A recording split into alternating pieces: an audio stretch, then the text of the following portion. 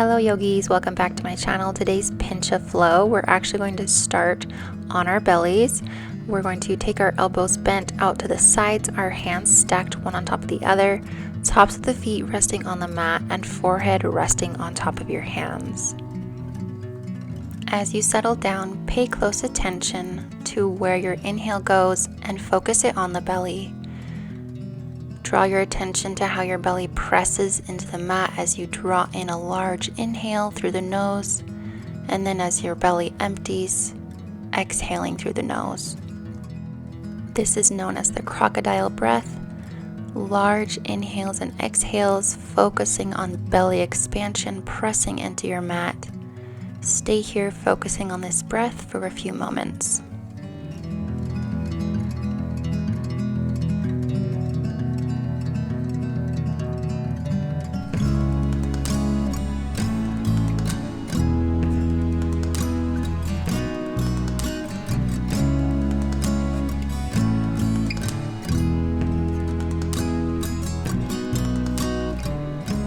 When you're ready to move, on an inhale, tee out the right arm directly out to your side and roll the body weight onto your right side, opening up the front of that right shoulder. Take this as gentle as you would like or as intense as you want.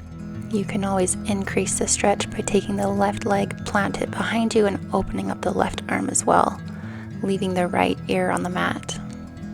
Breathe into the shoulder joint, and then increase the stretch if you feel ready.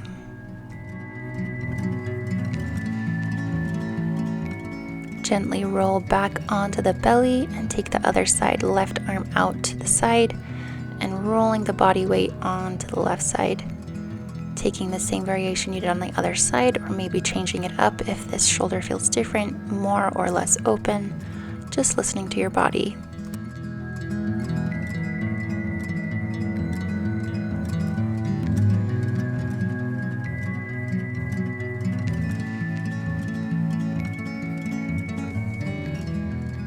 Release the stretch, roll back to the belly, plant the hands underneath the shoulders, and then gently press into the hands, engage the back to lift the head and chest off of the mat. Inhaling here and exhale to release back down to the mat. One more time, inhale to engage the back, pressing up into a cobra here, and exhale back down, releasing to the mat. Use the hands to press all the way up via the knees and into a child's pose. You can take this knees out wide or knees together. What we're focusing is actually stretching our fingertips as far as we can towards the top of our mat and pressing the palms into the mat to engage the entire arm all the way up to the shoulder and the upper back. So we're not taking this as a passive stretch, but really activating the arms, pressing the palms into the mat, feeling all those muscles engage. Inhale to come to tabletop on hands and knees. Tuck the toes under and press into the hands and toes to hover the knees off of the mat. Exhale as you hover, and then deep inhales and exhales as we tap into these deep core muscles, activating all of the abdominals and warming everything up in our core. One more inhale here, exhale, release the knees, and take a cow, releasing the belly towards the mat, gaze to the ceiling, cat pose. Exhale as you push away, curving out the spine from tailbone to the head. Tuck the toes under, inhale here, exhale as you push away to hover the knees. Again, activating and warming up all of these deep core muscles. Focusing on the steady breath. Inhale here, exhale to release, take a cow to release the spine. Tailbone goes high, and then exhale as you push the mat away, spreading the shoulder blades, really curving out like an angry cat. Last time, tuck the toes, engage the core, press the mat away, hover those knees, engaging the back, the core, the shoulders and arms, all the way to your quads. Steady. And then exhale into downward facing dog, taking the hips high and releasing into the stretch. Take a wiggle with the hips, alternate bending and straightening each leg, and then alternate lifting one heel, then the other, Pressing one heel into the mat while you lift up onto the ball of the other foot, tilting the hips one way and then taking the opposite way, moving as slowly, as quickly as you would like, feeling how that stretch changes the lower back and the hamstring. Then take a moment here in stillness in your downward facing dog, stretching the hamstrings, the back, the arms. Inhale, three-legged dog, right leg comes to the sky. And as you exhale, knee to nose, place the foot in between the hands. You can move it with your hand if it didn't quite make it. Inhale into a low crescent lunge. Back knee on the floor, toes tucked under. Exhale as you cactus out the arms, opening up the chest towards the sky. Inhale to scoop the hands back up to the ceiling. Exhale, cactus into a baby back bend. Inhale one more time, arms to the sky. Exhale as you release out to the sides. Place the hands back on the mat, lift the back knee, and exhale into your three-legged dog, releasing the front leg and sweeping it up to the sky. Exhale it back down to the floor to meet the other foot. And then inhale, left leg, three-legged dog. Exhale, bring it through, step between the hands, release the back knee to the floor. Inhale, arms up to the sky. Exhale, cactus outward, sinking the hips low and opening the chest to the ceiling.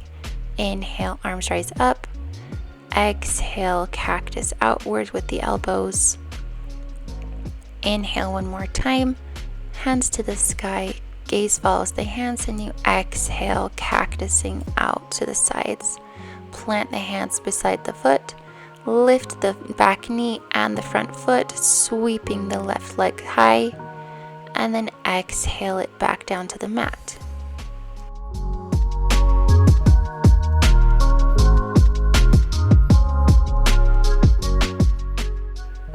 From your downward facing dog, shift the weight forward into a high plank, bringing the shoulders over the wrists. Exhale, lower through chaturanga. You can always lower to the knees to modify. Inhale, upward facing dog or cobra, and exhale back to downward facing dog. We're going to walk the hands further towards the top of our mat in this extended down dog that really opens up the front of the shoulders. So as you sink your head and chest towards the mat, this extended dog really stretches the shoulder joint as we press the palms into the mat and keep our feet right where they are. Stay there as long as you like. If it starts to feel too intense, come back to your traditional downward facing dog, still emphasizing the stretching and opening of the shoulders. Take a few rounds of breath here in your downward facing dog. We're going to come back to our high plank, extend the right leg behind us, lifting it off the mat. As we exhale, bring knee to the left elbow, crossing across the body. Inhale to extend. Exhale, bring it to right elbow. Inhale, extend all the way to three-legged dog, and then let right leg float back down to the mat into your high plank. Left leg extends behind us. Exhale, cross it to right elbow. Inhale, extend. Left elbow, extend all the way to three-legged dog. Exhale, down to the mat. Right leg again. Inhale, extend it behind us. Exhale, cross the body. Inhale, extend. Exhale to the right elbow. Inhale all the way to three-legged dog. And exhale, float it down to the mat. Left leg extends. Exhale, across the body. Inhale, extend. Exhale, left elbow. Inhale, extend all the way to three-legged dog. Floating it down. Core is on fire. One more time. Right leg extends. Exhale, across. Inhale, extend. Exhale to right elbow. Inhale, up to three-legged dog. Float it down to the mat. High plank. Left leg extends. Knee to right elbow, extend. Knee to left elbow, extend all the way to three-legged dog. And exhale it down to the mat. Take your high plank, lower the knees, and take a child's pose. That is so much core work. You are so strong and doing amazing. Let the breath steady here. We need all that core engagement to practice our pincha, so we're keeping everything warm. Breathing deeply. If your arms are tired, let them rest closer to your knees and just steady the breath here.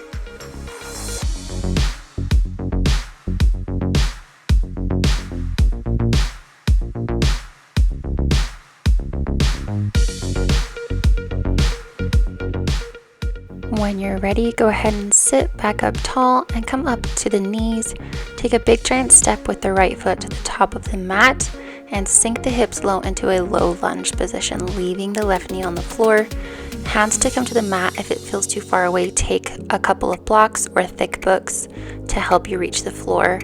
And you can keep them there as we rock from this low lunge position back to a half split. So taking the weight over the back knee and extending the right leg. Spine staying nice and long. And feeling that stretch in the hamstring. Plant the left hand and take the right hand to the sky. So we're twisting and teeing out our arms towards the straight leg.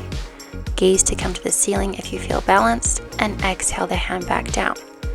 Rock back forward into your low lunge. Sinking the hips low. And then rock back to your half split, this time taking the right hand to the mat on the inside of the right leg and extending the left hand to the sky. This one's a little harder to balance. It's okay to wobble. Just twisting open to the other side, twisting from the core, still stretching that hamstring, and exhale to bring that hand back down to the mat. Bring the weight forward once more into your low lunge. Place the hands on the hips. And then as you take the weight back, see if you can lift that front leg and place the knee next to the other at the back of the mat. This time taking a big step forward with the left foot, sinking the hips low to low lunge. Again, you can use your blocks to reach the floor if needed. Take the weight back to half split, stretching the hamstring. Plant the right hand on the mat and open up towards that extended leg, twisting open, left hand to the sky. And gazing up at the sky as well. Remember, this is a tough balance as well. It's okay to wobble. Exhale as you release the twist. Bring the weight forward into low lunge. Staying nice and deep in the hips. And come back to your half split. Plant left hand on the mat. Open up to the right. Twisting open towards that side. This is the more challenging of the balance of the two twists.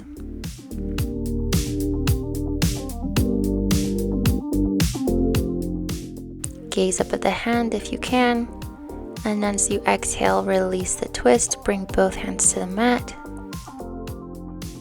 Take your low lunge one more time, sinking the hips as far as you can towards the mat, hands to hips, and then bringing the weight back, lift that front leg and place the knee next to your right. From here, we're going to be practicing our dolphin pose in preparation for pincha. So take the elbows to the mat. Ideally, we want our forearms to be parallel, but if your shoulders are not quite open enough, move the hands a little bit closer together. Try to keep the palms on the mat and push the torso through the shoulders like you're pressing your chest towards your knees. Alternate lifting one leg to the sky and then the other. We want to rock the weight on top of the shoulders. To practice stacking the hips over shoulders and elbows. Take one leg then the other, inhaling up and exhaling the foot back down. Take it about 3 times on each side. This is going to start to get really intense on the shoulders and triceps. So if you need to take a break, then do so. But practice as much as you can for endurance. And then when you're ready, take a child's pose or come back to the knees and take a rest for your arms. Now, if you are brand new to pincha or forearm stand, I do have a forearm stand 101 video on my channel that you can check out, which goes into the very basics and breaks everything down. If you've already watched that or if you already had it in your practice, just make sure you have enough room to where you can fall safely or maybe go to the wall if that's where you're practicing. And practice kicking up or shifting the weight forward a couple times on each side. So leading with one leg, then switching to the other leg to sort of even things out. One side will always be a little bit more difficult. Be gentle with yourself. Practice non-attachment to whatever results you get right now. Know that some days it's going to be easier than others. Always come back to the breath. Come back to the yoga.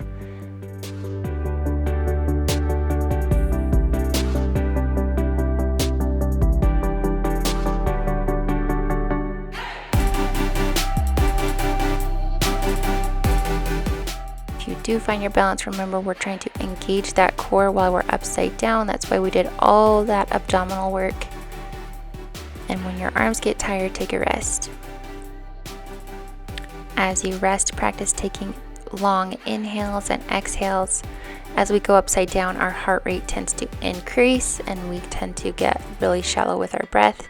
So always take the time to calm the breath down and control the breath. Take one more shot at it if you're ready. Bringing the weight over the shoulders and elbows. Maybe taking a stag leg or a split leg to help balance, engaging that core. Staying nice and strong and pushing the mat away with the forearms. And when you've had enough practice, or maybe your arms are just shot, come down and take a child's pose, resting the arms beside the legs, curling up into a little ball here, resting the head on the mat.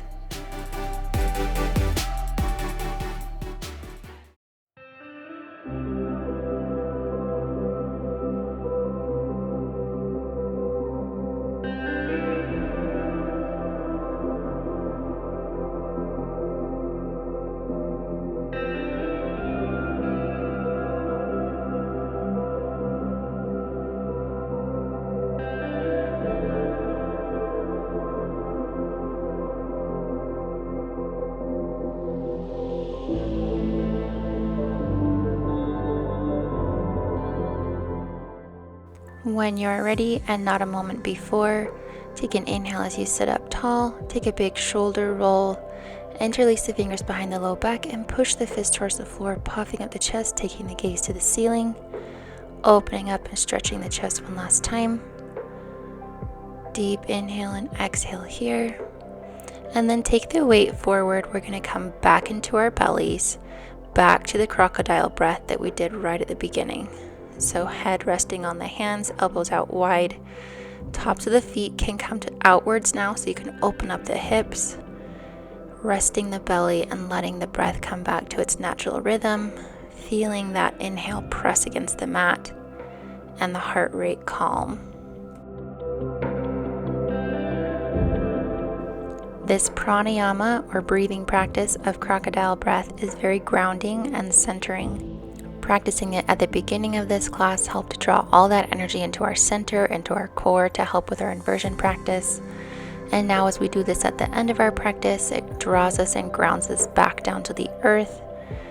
I hope you've enjoyed today's practice. Stay here as long as you have time for and as long as feels good. Thank you so much for flowing with me. Namaste.